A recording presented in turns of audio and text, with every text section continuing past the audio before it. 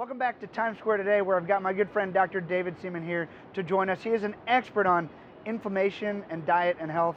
Dr. David, welcome, man. Thanks for having me. So you were the first person to write a scientific paper on how diet causes inflammation. Tell us about that. I did that actually.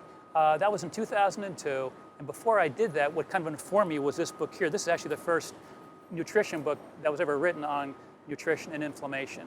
And so then I decided I had to get information into the scientific literature.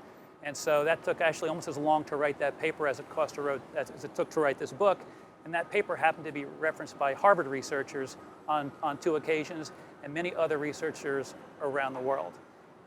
That's amazing. Now, tell us about the state of the nutrition and diet industry right now. It's a real problem because of the endless confusion that the people are hit with in terms of how we view health in general. We think of it as, I need to take something for this named condition.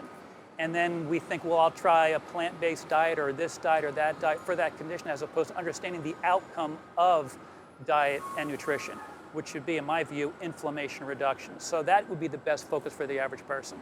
Now, inflammation reduction, how does that affect the entire body? Yeah, it's interesting. So this is the book that I wrote in 2002, and you can see that here you have, down below, you've got French fries and white bread and cupcakes, and on top you have all the healthy vegetation stuff.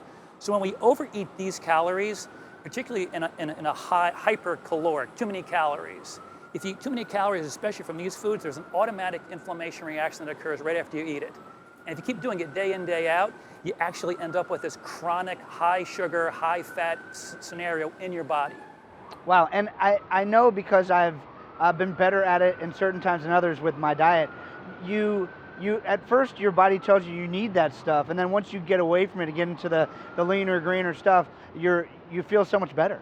Yeah, the biggest problem is that people get attached to names of diets that they think they have to adhere to, and if they fall off of it, they get very, very stressed out. Let's talk about that for a second, because I'm confused. I see the paleo diet, the keto diet, I hear macros, I hear all these things. There's a cookie diet. Right. Like, where does all that fit in? What do you feel about that? Well, anyone can, if someone wants to be a vegan, they can and be anti-inflammatory. If someone wants to be paleo, they can do that and be anti-inflammatory. So my view is to do keto, paleo, a plant-based, vegan, whatever word you want to use, and then focus on the outcome of the diet rather than focusing on the name of the diet and freaking out if you fall off it by mistake.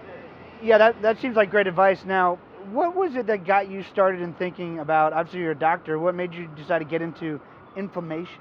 Well, pain and all other chronic conditions are driven by inflammation.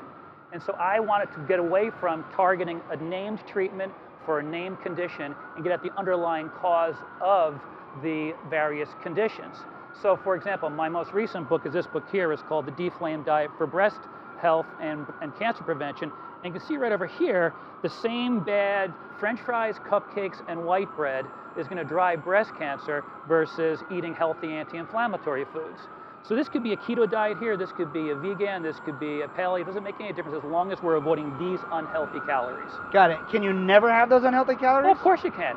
But the way you do it is to keep track of your inflammatory markers. And the easiest one is just your waistline.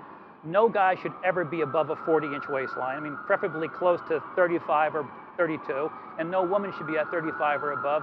Both of those markers equal metabolic syndrome, pre-diabetes. And absolutely have a donut or a Twinkie or pasta, whatever you like. But the point is that everybody has their own unique Twinkie, donut, French fry threshold.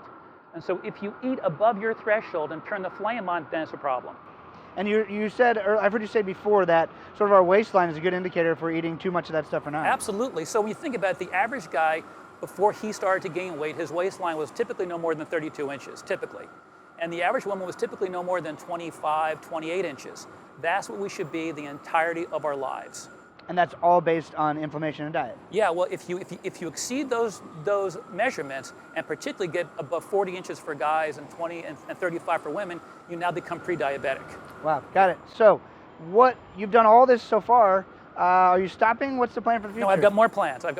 So this is my first specific book, the breast cancer book, and now I'm working on one for autism prevention, dealing with hypertension, high blood pressure, and the other one is depression. Excellent. Now, if people want to find these books and find you, where can they find you? Simple. Deflame, DEFLAME.com. Deflame.com. That's it. Thanks so much for joining me. Thanks for having me. Appreciate it. We'll be right back on Times Square today.